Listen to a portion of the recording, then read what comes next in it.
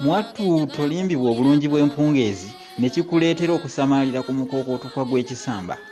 Omanyi ekifaananyi si luganda, olusuunywa si nkoko, ate ekiwuuwa mu muyenje okuba n'ennyingo tekikifuula muli mu magandaazi. Ebbaafu ya nabuzaana okulekulira endira eyolekera enkwebe, ate embogga oluzijja ku mbagulizo nga bazoolekeza ekkobe. Ekyamazima obwogi obw'eggembe bulabirwa ku kkomo. Naye nno nange bwe ntyo mbaayo ng'ebirowoozo biri mu kuyengeetana wamma ggwe nga byewulunta. Awolereza gano amaliba agamba lw'engeri ez'enjawulo, ddala ntegeeza bannakayaga omukuŋŋunsi yampanulidde ekirajje nti ndiike. Kale n'olwekyo sijja kubeerera ddala ng'ate oli atamanyi bya mwaka okufaananako ensoli meesula mu ggwanika ery'omuwuulu. Era saagala kukunaanya oba okudalimba nga fumita ekitaliibwa. Saagala kukweberera mu kkwaba abange okufaananako ssese oli eyakweberera mu muwooza nvuma bwe lwali nga lukaayira ennyo ku buggala wakati mu kwezi oba okungi ennyo ne musajja mukulu Ssewaaya w'Emmamba. Enkalu ne zinoonya obukongovule mu biro ebyo. Yenze musisi bosa Geoffrey Munnabusiro nkonge ya muvule nantagwire kye yakimu kiwoowo olumunyo gwavu atalina mazzi talya saava mwana w'abambejja omukenkufu mu lulimi Oluganda era saabasonyi waalwo mu nsona lulimi eno ey'ekinini empoomera ennyo enyumira abantu okwetoloola Ssengendo Nabulamu. Abalungi mwenna muliyo mutya abansuza omwoyo ku mpagi ng'omutwalo mwe ŋŋamba abange muli mutya ansuubire muli bulungi wadde ng'embeera ekyali ya kasandali COVID-19 naye kale katusabe Kajingo akonereko n'okukondekera ekyosi. Olunaku olwaleero mu kinogezi ky'olulimi Oluganda njagadde tusome ku kyafaayo. Omanyi mulimu abantu bye babuusa amaaso kuba abasinga kino mukimanyi bulungi nti emisinde gikulembera amazaalibwa ga Kabaka. Gikulembera amazaalibwa ga Kabaka emisinde. Kabaka Ronald Muwenda Mutebi owookubiri. Naye obadde okimanyi nti ate ku mulembe gwa Kabaka Kapiteeni Edward Frederick David Williams Luwangula Mutebi Muteesa owookubiri, era enkeera waalwo ng'amazaalibwa ganaabaawo era waabangawo ekintu ekikulu ekyabangawo byensaggula kati lume Ggumba amazzi gawole. Munnange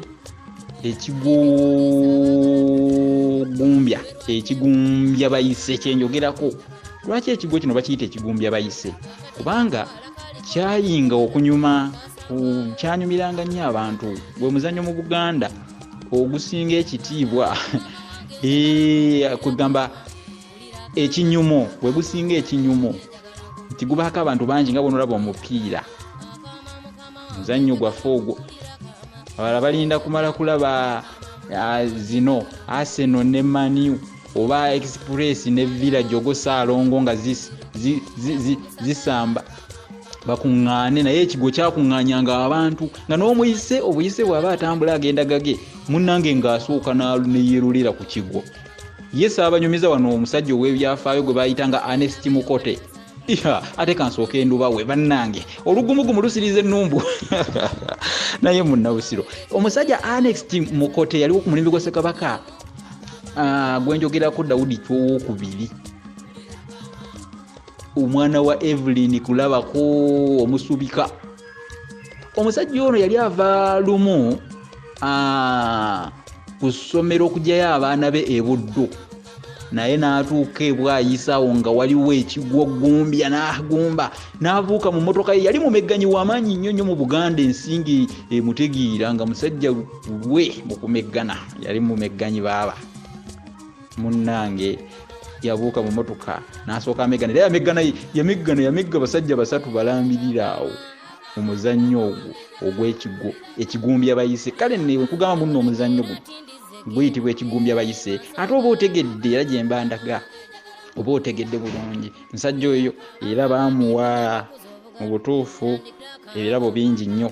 Ate omusajja oyo yameggira ddala ne Kabaka Daudi Chwa ku mulembe, yamumegga era Kabaka n'amuwa n'obwami obw'eggombolola era yamuwa n'ekirabo ekirala. Omanyi omuzannyo guno omuntu eyaguwangula nga baamuwanga ekirabo, simanyi oba ekirabo ekyo wali okiwuliddeko oba bakikutegeezaako. Eyawangulanga omuzannyo ogw'ekigwo baamuwanga ekirabo eky'eddiba ly'engo, naddala omuzannyo ogwabangako empalabwa nga weeri wawangulanga nga bakuwa ekirabo ky'eddiba ly'engo.